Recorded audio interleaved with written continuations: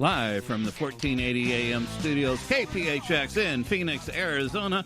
You're listening to Breakthrough Entertainment. Hi, everyone. Welcome to the show. I'm Dave Isaac alongside, well, not alongside anymore. Where's Joseph J? He's not here. Trisha's not here. But I am alongside Eric the Great.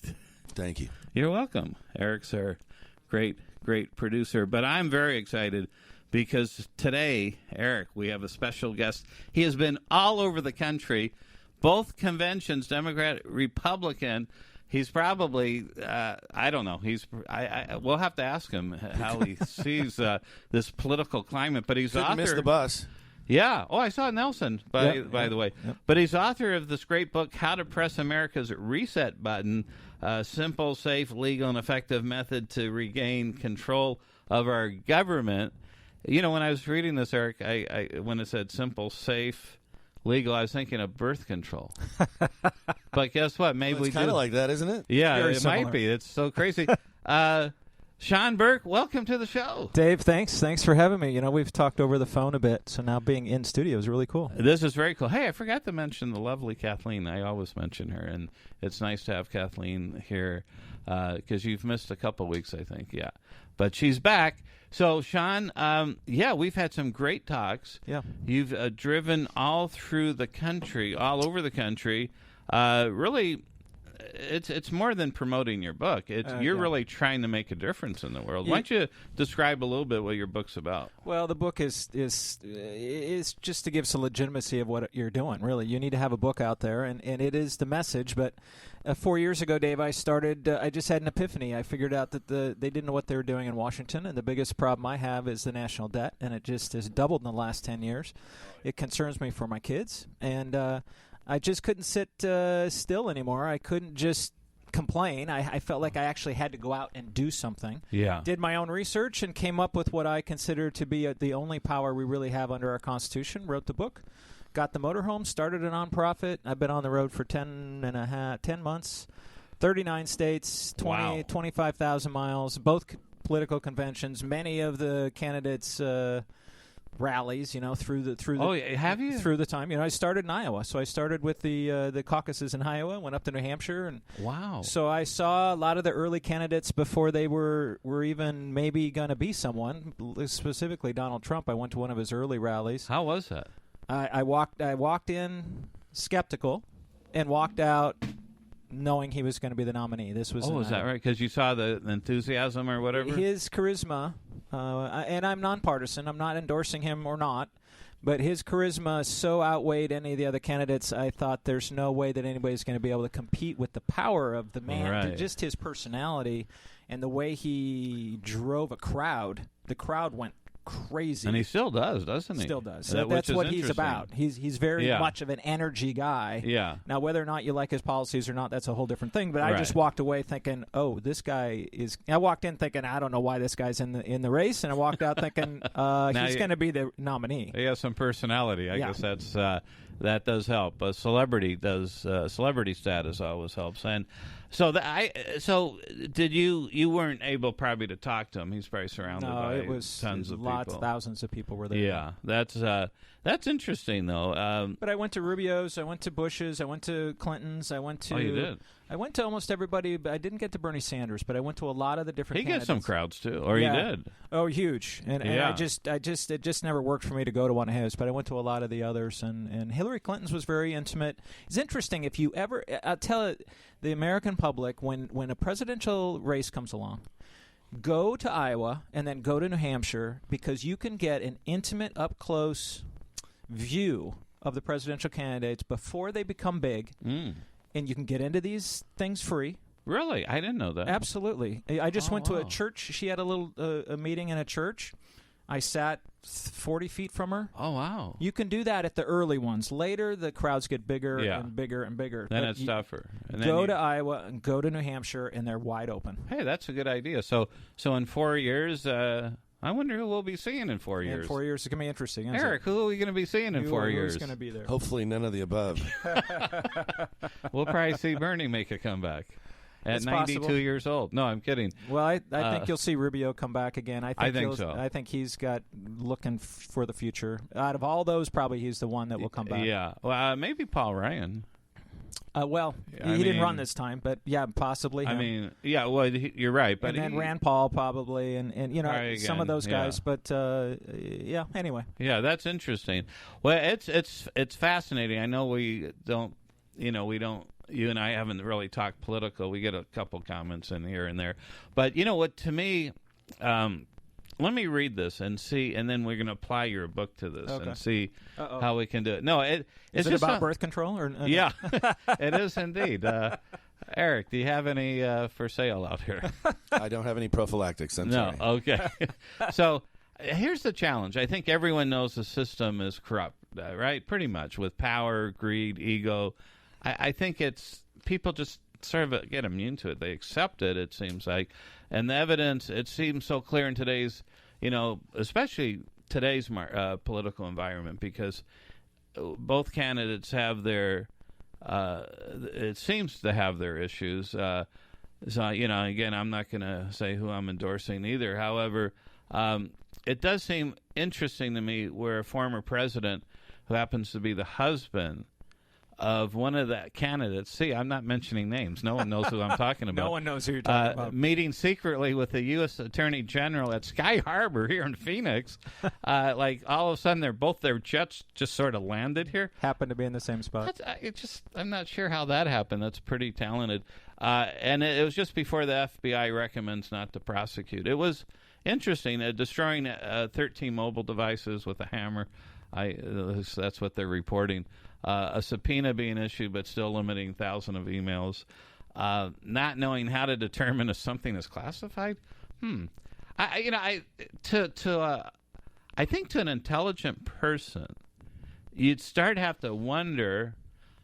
At least if you just isolate this one particular candidate. I'm not saying people compare, and that's what they're doing. They say, what's the lesser of the two evils? But it's just interesting to me is that we seem to be accepting corruption, as a starting point. And the other candidate just as controversial, from immigration misstatements, I would think, to foreign policy statements, to his rough and raw way of communicating. There are a lot of people like that, though, but a lot of people don't.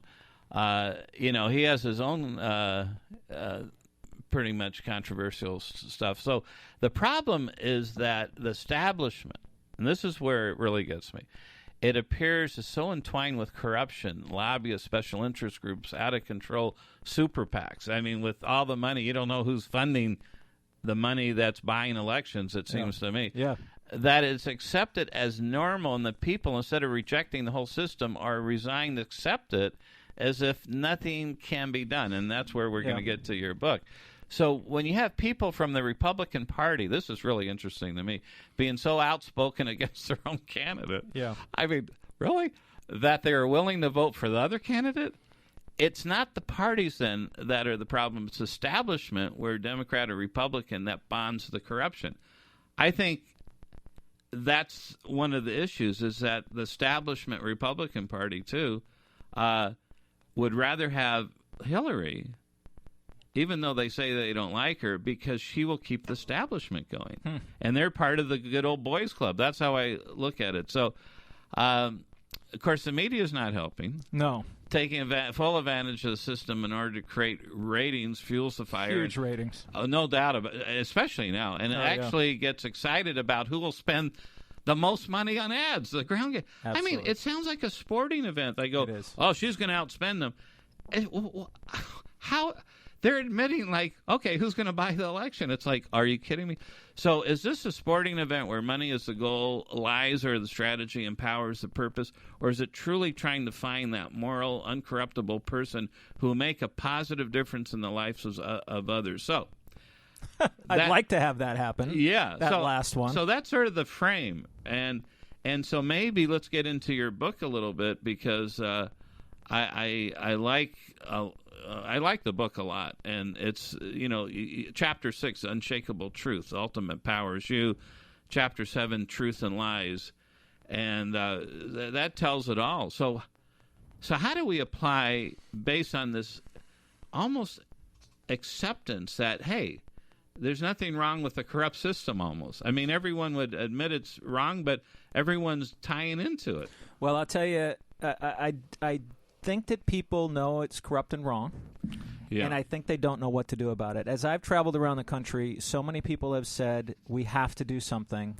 They're very upset. And you would see a lot of that in the Bernie Sanders crowd that are very upset with the establishment, Right. as well as the Donald Trump crowd. That's why I think Mr. Trump actually got to where he is, besides some of the things he had to say. He was never in office, so people really like that.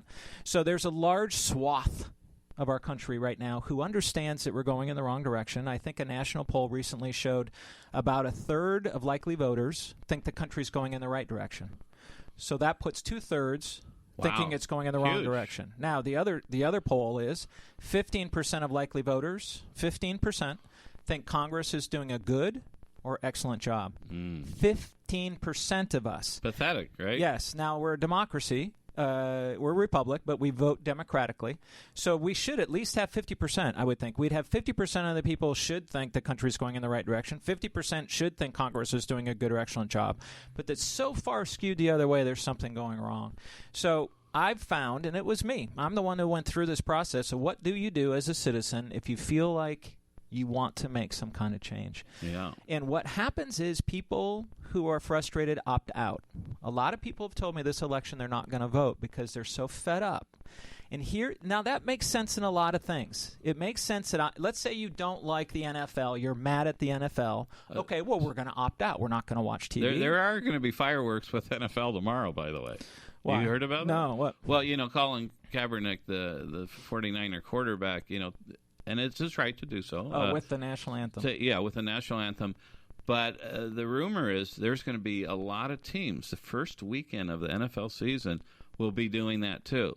What does that mean? What's he going to do? What's his? Well, they're he didn't stand up, right? Is that what it was? They're not going to stand for the national anthem. Yeah, he sat down one time, then he took a knee the second time. Then another guy took a knee. Now I hear, I think it was the Seattle Seahawks. I almost heard the whole team's going to do that. So it's and again. It's everyone's right. That's the greatness of America to do that. It's very controversial. Where why do you do that to the flag? Where on the other position is like, well, there's been so much racial divide, and so I don't know. It's a tough one, but I mean, it is good that we have our ability for free speech. There's no question about that. Now, what that will do to the NFL. Are people going to get mad and stop going? And then guess what? Their checks are gone. Do they stand up the next time? I don't know. I just saw a post on Facebook, someone saying just that. If you're going to allow this to go on, I'm not watching anymore. Well, some people might. I haven't heard that, but it could be. And again, I definitely am for healing. It seems the worst I've seen, the racial tension, and I'm certainly. The media, hoping that it heals, obviously. The media plays into that huge. Oh, they do, too. Because they just jump on it, and, of course, it divides it and gets more attention to these few people that are trying to make that. It's fine if they want to make a statement, but it gets spread so far, and it starts splitting everybody apart. So it really does. But sorry, I interrupted you. No, my example is, okay, the NFL. If you want to opt out of the NFL, you don't buy tickets, you don't watch TV, or whatever. But you can't do that with the voting. The problem is people go, I'm going to opt out and not vote. Well, it's going to go on without you. So what happens is, in the last election, 2014, 140 million people didn't vote.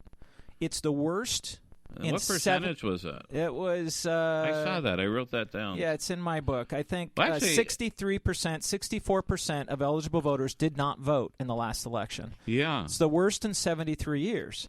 So what happens when you don't vote is you put the power into smaller and smaller and smaller number of people. And usually the extremists on both sides. They'll go out and vote. Because they're the most passionate. So I tell people, look, if you actually are upset about what's going on, instead of not voting, go in and vote. And if you're not happy with your government, you have one choice.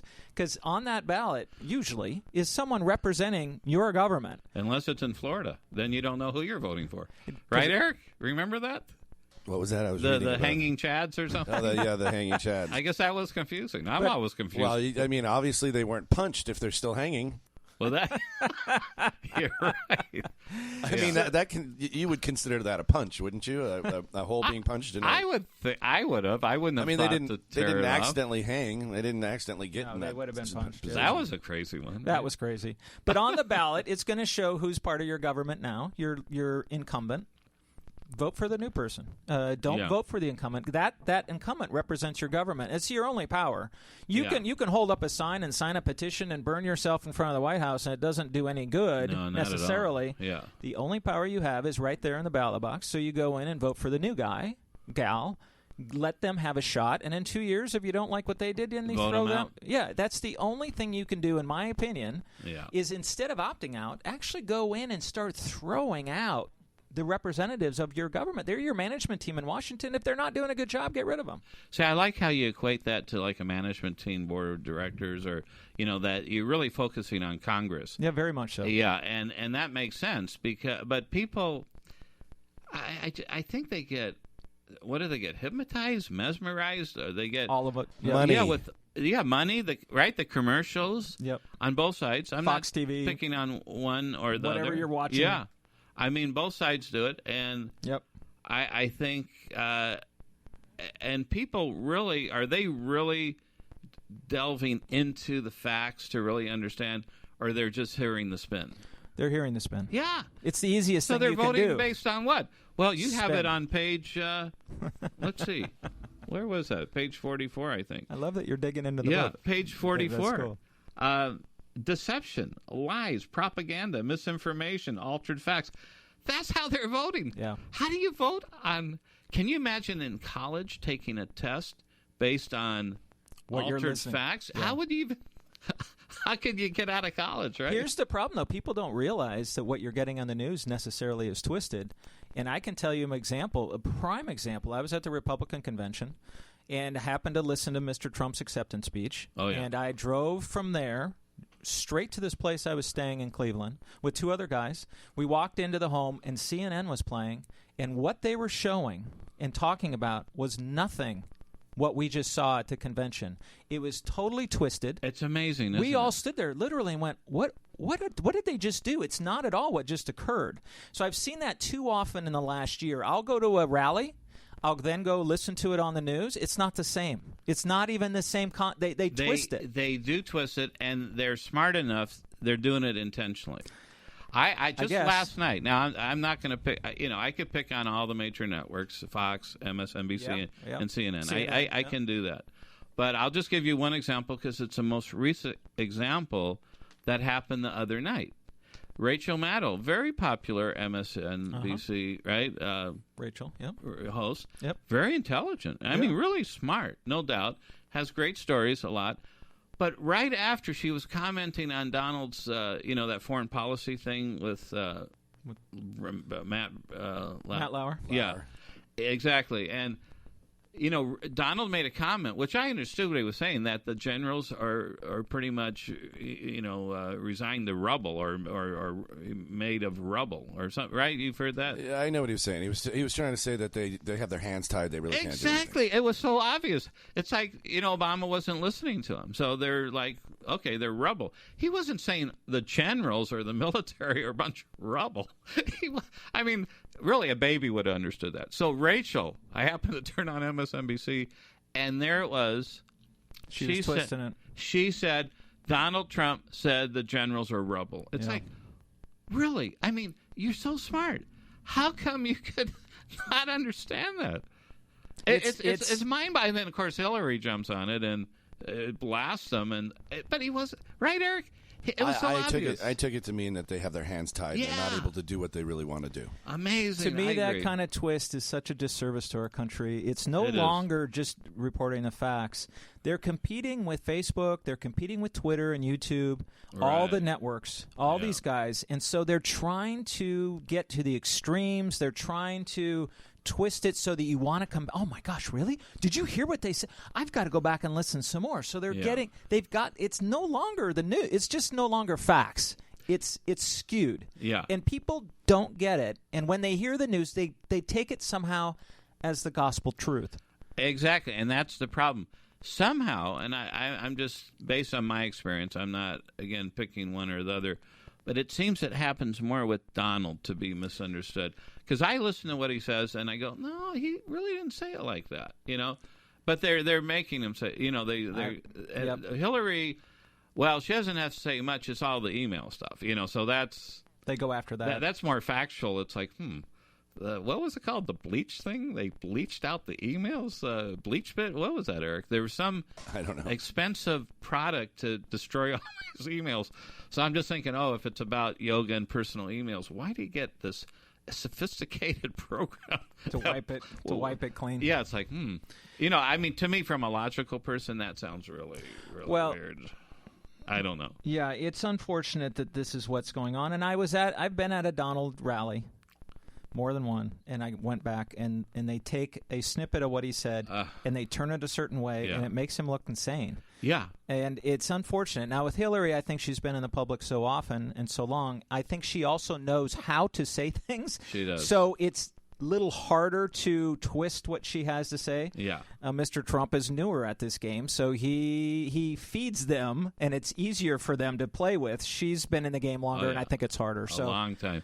It is interesting to me to see how both of them have changed their tone, where he was more rough and tumble. Now, you watch his speeches and listen. He's, he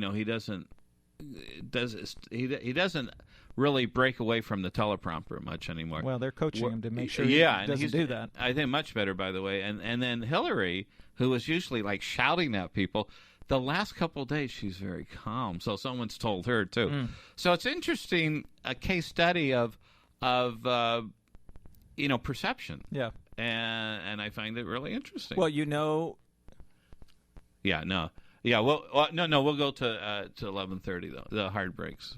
Well, I guess 12 Gotcha. is. Well, the only hard break is at the end. Oh, that's right. So at 11:30, yeah, thanks. But you have to know there's millions and millions and millions of dollars in highly paid professionals consulting on every single, what they wear, how they stand, everything that's happening. So it's from a marketing perspective, it's interesting to watch what are the pros trying to get across to you. Yeah. So just know that that's happening. There is so much money coaching, working. Acting. Yes, acting. Who's the real people? Yes, exactly. That's what I want to know. But one other thing I'll just mention, and we'll get back to the book. It's again, I could pick on any network, but this, I do neurolinguistic programming, which is what Tony Robbins does. It's a lot about nonverbal communication, unconscious communication, that type of stuff. So I know a lot about that. And again, it was Chris Matthews this time on MSNBC, and they're picking on again Donald for saying again at that foreign policy with Matt Lauer that he said, well, I met with the the top secret people. Remember, he has access now to classified information or whatever. Sure. And so he met with those people, and he said something like, well, I could tell from their body language that they weren't happy with the current administration, something like that. So Chris Matthews says, what does body language have to do with it? And they would never, as professionals, be able to say they don't like the current administration or whatever. And he says body language, so it's like he doesn't understand truly how body language can come up in breathing rate, in eye accessing cues, on muscle tension. If you're an expert in that, you can absolutely tell when there's something going on psychologically and you link a pattern. So the simplest way, if you're dissatisfied with someone, you don't even have to know usually. If you walk in a husband-wife fight, you're outside, you come in, you can tell someone's unhappy. You know something's happening. So what is he talking about? It's like, first of all, he may have picked up something as a great negotiator. Sure. Isn't that important? Absolutely. You sense what's going on. Oh, yeah. So I was a little disappointed. But getting back to the book, in Chapter 15, you say broken system. And that's what we're sort of talking about, right? Yeah, that's what I finally concluded. Because I was looking at possibly should I run myself, I'd vote for you. What would you run for? Thanks.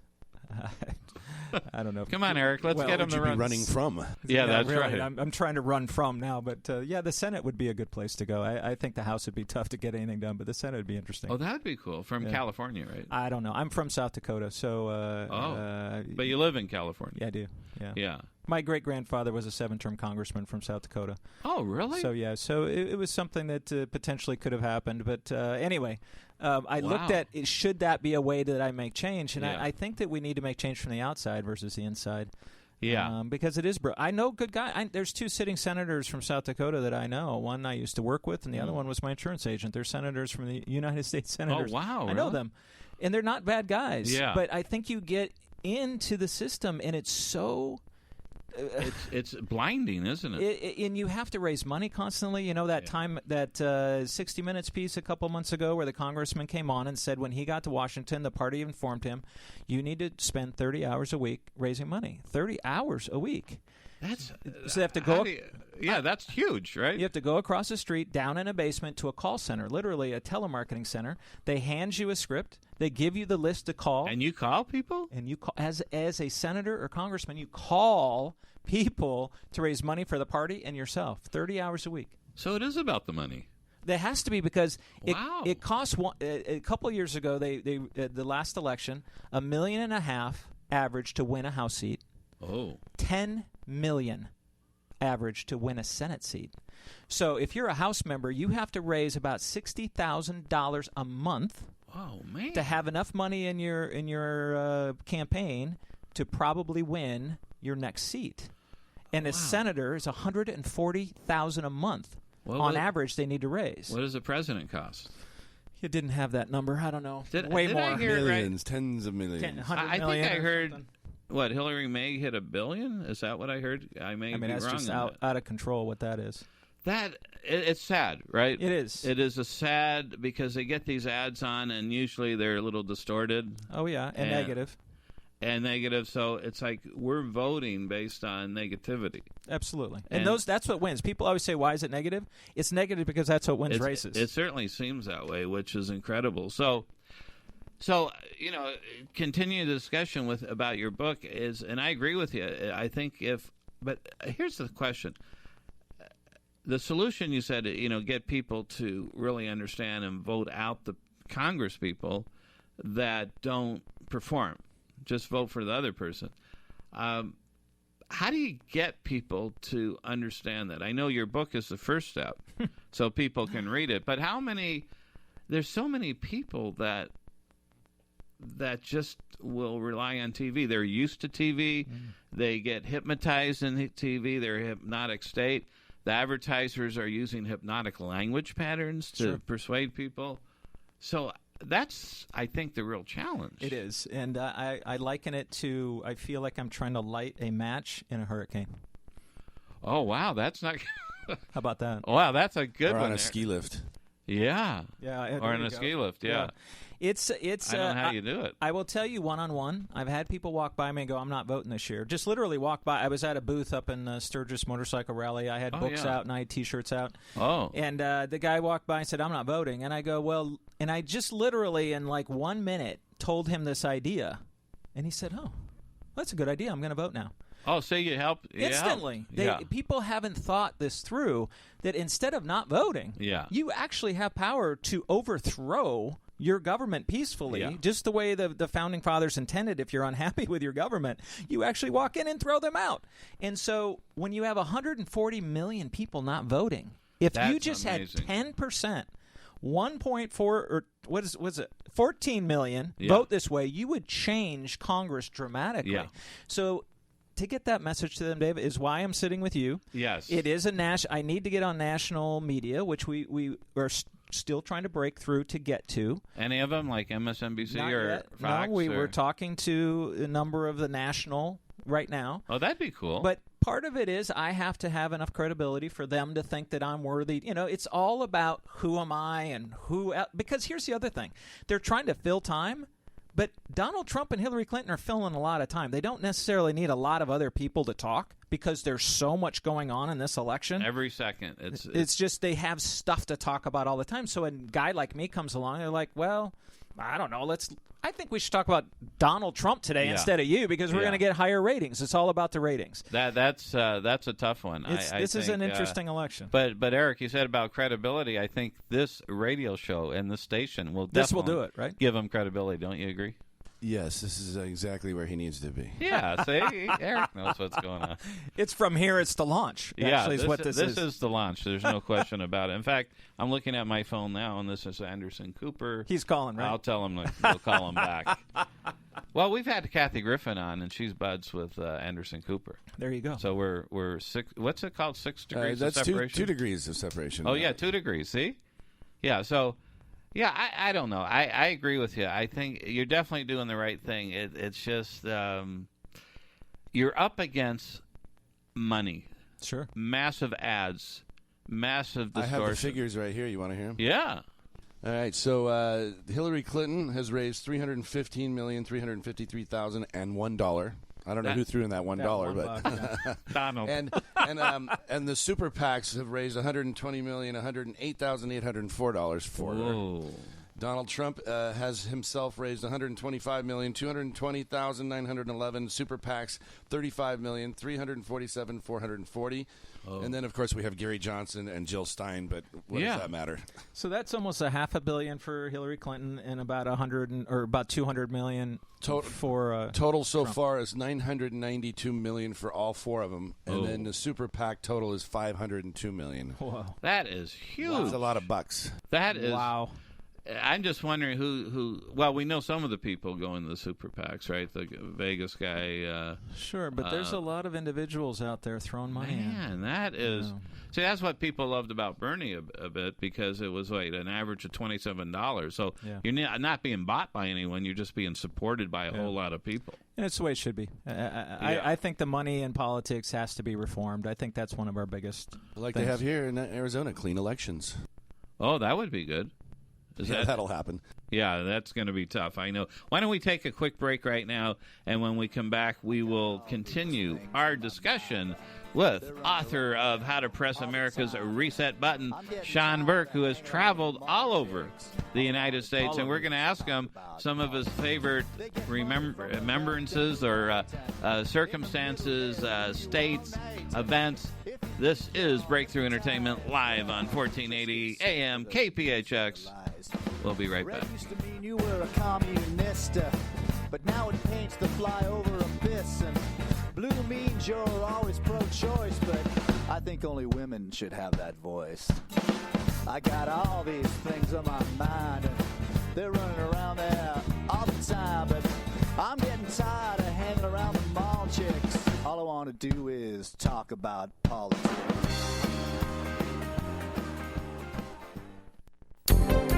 Do you owe money to the IRS? Have you heard of possible payment options such as a partial payment installment agreement, offering compromise or not currently collectible status?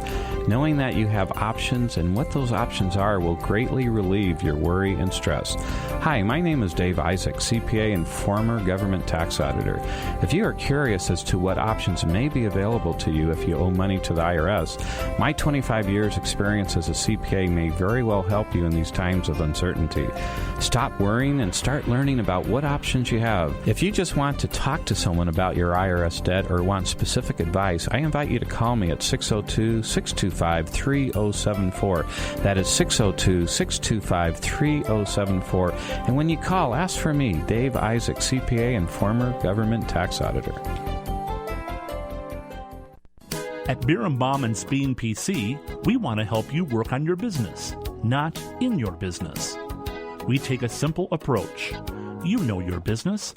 Our firm gives you the information to make those decisions better.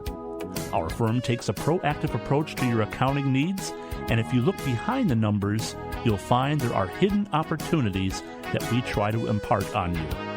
Communication is the key to that understanding, and there is no charge for brief phone calls.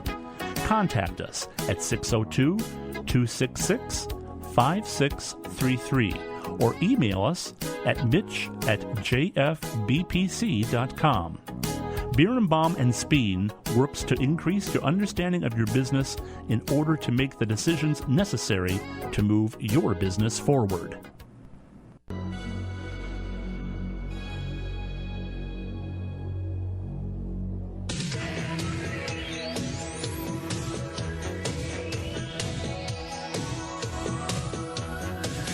And welcome back again. You're listening to Breakthrough Entertainment live on 1480 AM KPHX in Phoenix, Arizona. I'm Dave Isaac, alongside the great Eric. And Kathleen is probably almost She somewhere. went to go to Dutch Brothers, I think. Oh, really?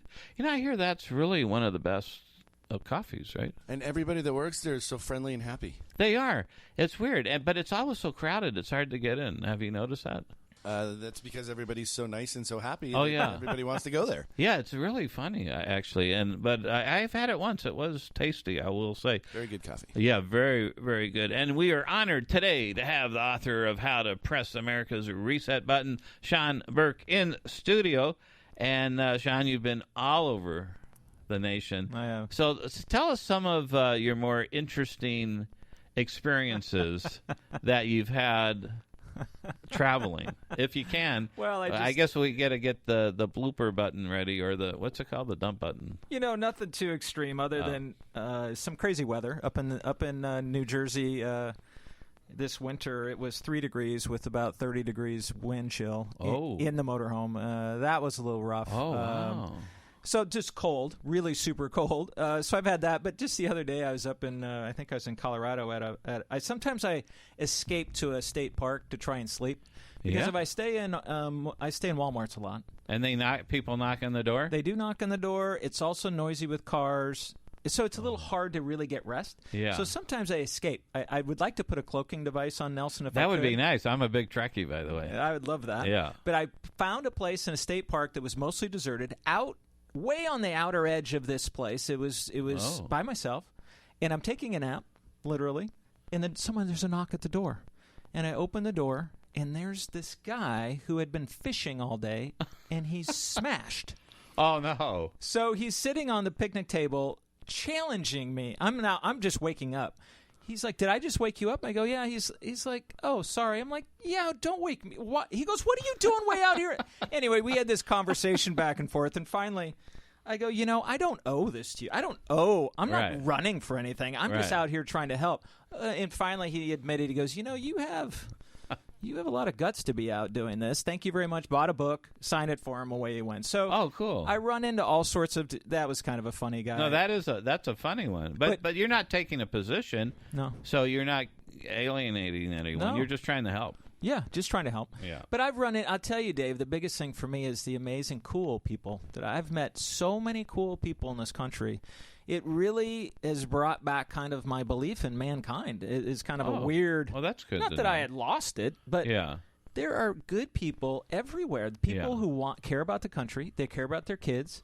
They're just trying to make ends meet. They're trying to go to work. They're just trying to do what you're supposed to do. Yeah. Because when you see on the news takes this tiny little sliver of what's going on in the world and shows you how horrible it is out there. They really do. And you go out and you find out that actually everything is safe. People are really cool. They're friendly. They want to help you. I've had so many people help me in so many different ways. Really? It's I just went to get here in Phoenix, I went to get the oil changed to Nelson. So I went in. And describe Nelson, by the way. Nelson's 38 feet long. He's 13 feet tall and about 10 feet wide. He's huge. I saw it out the park there. And you can't miss him. Yeah, the tow truck couldn't quite get it off the street. And that wasn't going to fit in the parking lot either. No, it's not in the parking lot. And if you go to resetourgov.org, you can see pictures of Nelson on there. So you had to get an oil. Where'd you? Sanderson. Oh, Sanderson the Ford dealership. Huge dealership. Anyway, and they looked at it and they go, "What? Are you kidding me? We don't have enough oil for this." I pull in and I said to the guy, I'm going to walk over to the post office.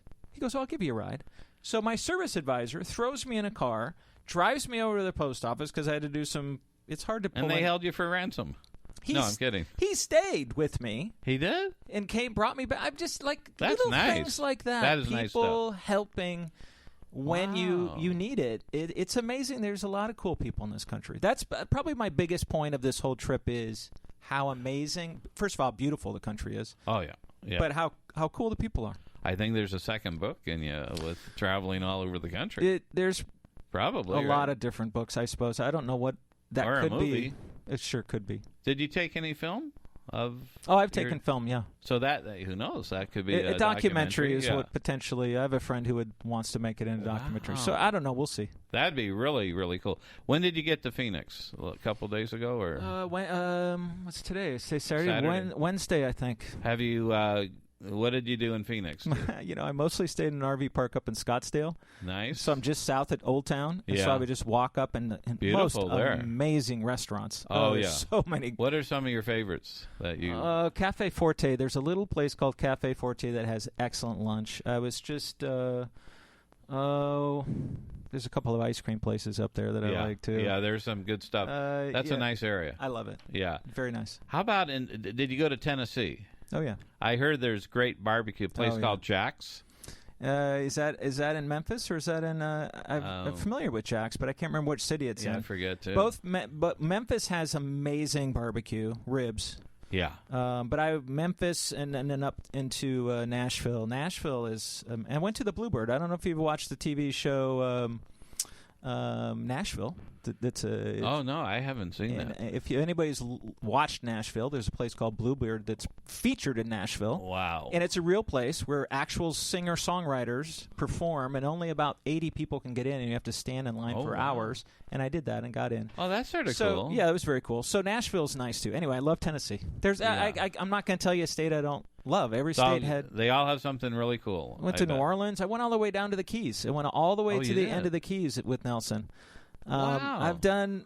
Yeah, we've been a lot of places. Any mechanical issues? Oh yeah. If you're an RV owner, you know that not so much the engine and the wheels, more the things inside break. If you're an RV owner, you know this stuff breaks. So you had to go into mechanics often? Yeah, I've had to go into dealerships and get it fixed. You usually go to dealerships? It's under warranty, so it's brand new. That's one of the reasons I got it. It's brand new, so within the first year, everything's under warranty, so I go into dealers. Oh, it's a Ford? Well, the actual chassis is a Ford. Oh. But what happens is then these RV people build on top of the chassis. Oh. So this is a Thor, which is a huge company that builds tons of motorhomes. And it's under warranty to Ford dealers. Well, no. Actually, I go into Thor RV dealerships to get it fixed. To get anything work with the engine, I go into Ford dealerships. So, describe the RV inside. Is it? It's nice. You have a TV. Yeah. Oh, yeah. TV. There's stove. There's microwave. It's just like home. Yeah. They make them. Great shower in there. Really? Yeah. It slides out. There's a slide out that gives it more room. In fact, this one is a toy hauler. So in the back, I could put a motorcycle. I could put a little smart car. Oh, wow. Yeah, I'll tell you, today's world with RVs, it's unbelievable. And more and more people are living full-time. In an RV? Yeah, selling their home. Oh, I didn't know that. Oh, yeah, it's a big deal. What I did hear that a lot of people, they get their Social Security, and they go constantly on a cruise. Have you heard just that? Perpetually go on a cruise? Yeah. I didn't know that. That's sort of interesting, right? That is, because they're not very expensive either. Yeah, you can get some really good deals. All you can eat, buffets. Unbelievable. I got to tell you, that would drive me crazy. I know. After a while, it's like, wow, more food? Are you kidding me? But I could see living in an RV. I've actually considered where you sell your home. If you can have a business where you can do it anywhere, like you can do, which I do from my RV. Right. You can be anywhere in the country. You don't have to be in one fixed location. So how's this experience changed you one way or the other? I mean, you've been on the road, what, about almost a year? 10 months. Yeah. 10 months. And you have... Do you have a family in California? I have 2 kids. Well, my daughter's in L.A., so I wouldn't necessarily see her anyway, because I'm from Seattle. That's right. My son was going to high school. He just graduated from high school, so I missed kind of that piece. Yeah. And my wife's up in Seattle. So yeah, I don't have my family with me, and that's probably the biggest detriment. Yeah. Did they? Were they fully supportive of what you're doing? My wife encouraged me to write the book. She knows me well enough that she said, if you don't do this, you'll regret this for the rest of your life. You need to go do this. You have a nice wife. She's amazing. Wow, that is cool. Now, did she ever fly to a city where you were? I would either go back for things like my son's graduation. I wasn't going to miss that. So I'd go back for important events, or she would fly and visit me. And then I'd have some friends that did the same thing. They would come out and ride with me for a little while. Wow. So it's been nice. That is really cool.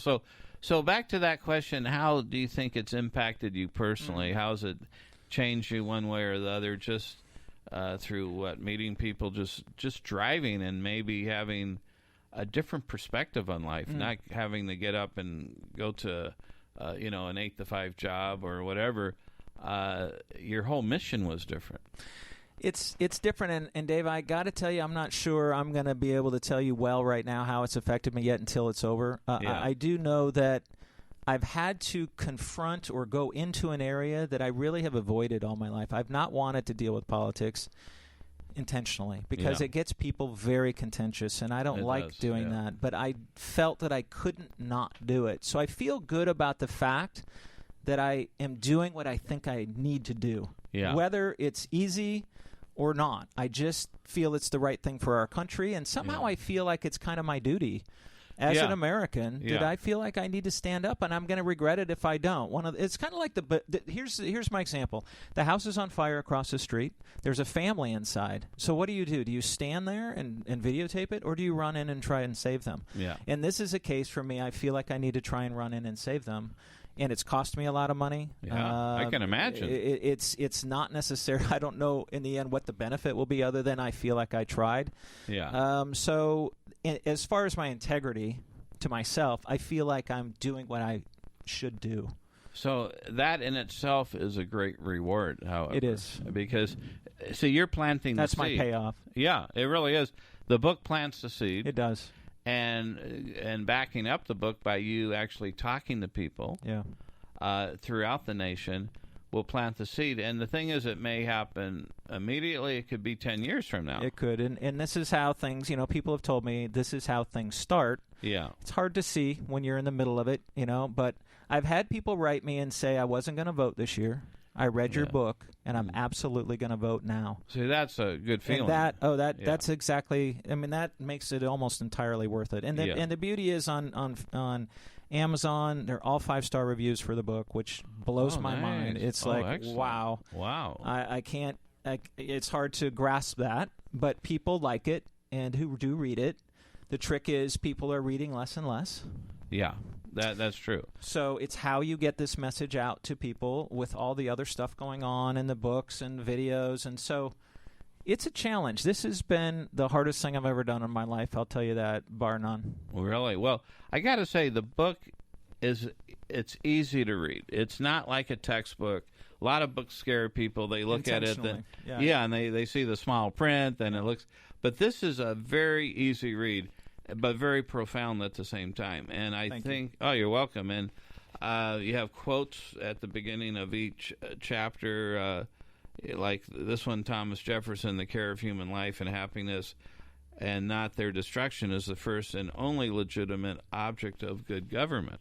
I like that. I mean, if you think about it, but government actually seems to have gotten into a lot more than they probably should have. Very much so. And so this book is really, really amazing. But what I wrote it for the people. I wrote it for anyone can pick up. It's not for pundits. It's not for professors. It's not to be debated on TV.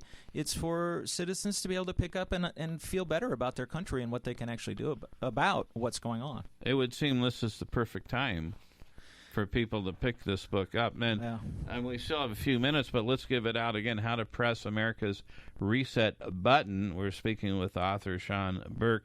How do they get this book? It's on Amazon. It's on iTunes. It's actually, I went into a studio and read it, narrated it myself, so it's on an audiobook also. Really? Oh, wow. And if you want more information, the nonprofit that I set up that all the proceeds go to is resetrgov.org. Oh, nice. So, yeah. That is... I highly recommend it. It will really get people thinking in a different way, especially the ones that feel it's hopeless. Yeah, that's the ones. It will give you some empowerment. Yeah, absolutely. I mean, all you can do is what you can do, but if your neighbor does what they can do and their neighbor does what they can do and it spreads, then you do have a way of combating the some of the things people don't like all the spending. Sure. And I think that certainly will help. So what other was there one particular person you met that made an impact on you during your travels? Well, there's a guy named George Russell who I befriended in New Hampshire, is a radio host who now has me on every week. We do an update. Nice. But George introduced me to people in the industry. He got me a press pass for both conventions. So that is really cool deal. Huge. George has been extending himself because he believes in it. And it's a guy like that. Yes, he's in the media, but he's just a guy in a small town, Nashua, New Hampshire, who has his own morning show, who just thinks what I'm doing is fantastic. So that's one. That's a good one. But honestly, there's so many people it's changed my life. There's so many cool people out there, but that's one. Now, can you imagine, after another 2 months you're going to now be going done. home? Yeah. How will life be? Yeah, because that's like, a year trip traveling around the United States has to be amazing in many respects. Yeah. Has been. So how do you think are you going to be different, you think? Are you going to operate different? You're going to plan another trip? Or, how is this going to impact your life going forward? I've since day one of this trip, I've just focused on November 8th. That's when the last day is. And honestly, I don't know what comes on November 9th. I don't know where this takes me. I don't know what opportunities will pop up. I definitely hope to be able to communicate more and more about this. I've found certain skill sets that I'm pretty good at on this trip that I hopefully could use. It's going to be interesting to sit in one place, I'll tell you that. It's going to be hard for me not to want to go, let's just go over there. What's going to happen to Nelson? Nelson goes to the place I bought him, and he gets sold. Oh, no, you're going to sell Nelson? I'm carrying Nelson. I've had to finance him myself, so he's sitting there as a giant loan that I have been trying to hold on to for a year, and then he just gets rolled over and off my balance sheet. This has financially been a very big trick to make this thing work. Yeah, I would imagine. We won't go into finances, but I can imagine. But we've had donors, and we've had some donors because we're a nonprofit. Okay. We're a 501c3. Excellent. So we do have some donors, but it hasn't necessarily been I'm the biggest donor right now. Yeah, I can imagine. So unfortunately, Nelson will go back into the world as an RV, and if I ever get another RV, Nelson will be rekindled into that RV. He'll be Nelson Jr. Yeah, or something. Yeah. Now, people should know Nelson was George Washington's favorite horse during the Revolutionary War. Oh, I didn't know that. That's why he's called Nelson. Oh, wow. Yeah. That's very cool. Now, do you think you'll get a higher price because of probably not? But I hope we don't get a lower price. How many miles did you have? Well, Nelson? It was pretty much at zero, so we're at about 25,000 miles now, so it's not too bad. Wow, that's not so bad. No, and not on an RV. You should probably have pictures as a part of the selling price. All these pictures. Show them. Yeah, because I got him in front of Independence Hall in Philadelphia. I got him in front of a lot of different places. So wow, it's pretty cool.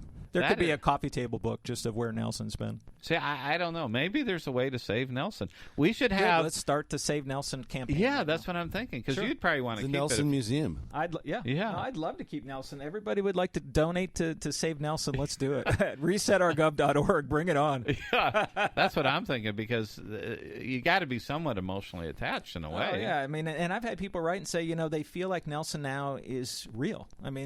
Because we talk about Nelson as this real thing, and people have actually commented that they're going to be sad to see Nelson go. Well, maybe you and I can get together. So I'm going to put this out on the airwaves, so someone will probably call you and try to take credit. But at least it'll be proof that I've said it first. Good. Maybe we should figure out a reality show. Yeah. Call it Nelson. Yeah. And we could work together on this. I would love it. All right. Any witnesses? Any witnesses? Oh, I see Kathleen and Eric. They're going like this, plugging their ears. No, I'm kidding. No, we're coming up with concepts for you. Oh, good. Hey, they're bringing money out of their pockets. Dating naked on Nelson. That's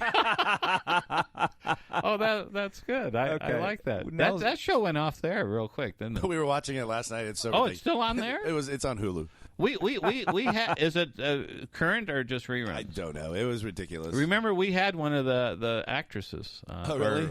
Participants. Yeah, I think she said something we have to dump out though. But anyway, yeah, I remember that show. That was really. So anyway, Sean, wow, we're right, Eric. We only have a couple minutes, I think.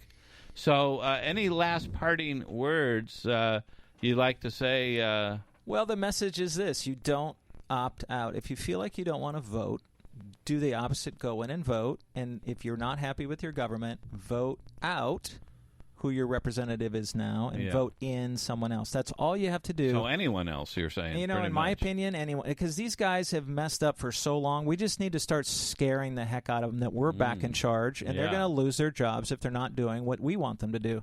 So that's where we start. We just start voting them out. I like it. It's a disruptor. Really, that's the first step, is we disrupt what's going on in D.C., and then we start fixing things. And the biggest thing to fix for me is the campaign finance laws. Oh, I think we have to handle what's going on with the money. That's just craziness. But I have an idea. We're going to call it the Nelson Party. Sean Burke will run next time.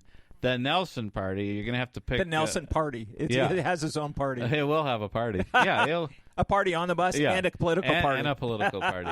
I think that's cool. How do they get the book again? How to Press America's Reset? How to Press America's Reset button is on Amazon. It's on iTunes, both in digital and hard copy, and also you can get through Audible or Amazon the audio version. Wow, that is very cool. Where are you up to? Where are you going to travel next? Going to Vegas, actually, today. Oh, you lucky guy, I'm Vegas. Going a couple nights in Vegas, then down to San Diego, and then up the West Coast, Oh, wow. And then back, end up in Seattle? Ending up on the East Coast on Election Day. So we're going back across the country. Wow. Any predictions you want to offer? No. I got to tell you, I think if we're talking about presidential, the debates are going to be huge. It's going to make a lot of people are undecided. They don't know what to do. And I think the debates are going to flush out something. So we'll see what happens. Wow, that's going to be the most watched event probably in the history of let's realize how much money the network's going to make. These things are money makers for these networks. It's unbelievable. Did you get Morgan Freeman to read your audio book? That would have been great. No, Sean Burke read it. Yeah. Well, I really appreciate. Thanks for having me. This is fun. We've had fun. You've had me on a few times. I really appreciate you following along. We'll have you on again. Yeah, we can do that. Yeah. So wherever you are, call in and.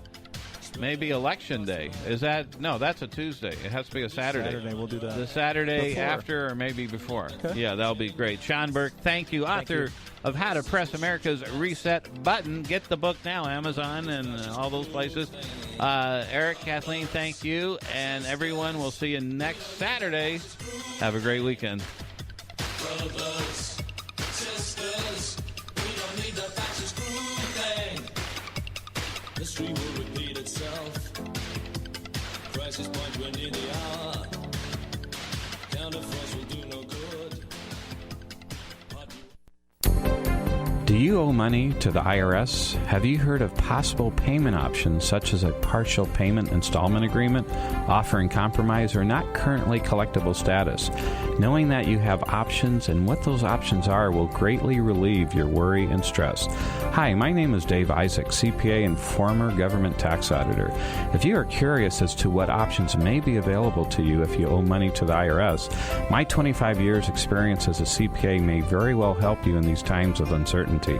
Stop worrying and start learning about what options you have. If you just want to talk to someone about your IRS debt or want specific advice, I invite you to call me at 602-625-3074. That is 602-625-3074.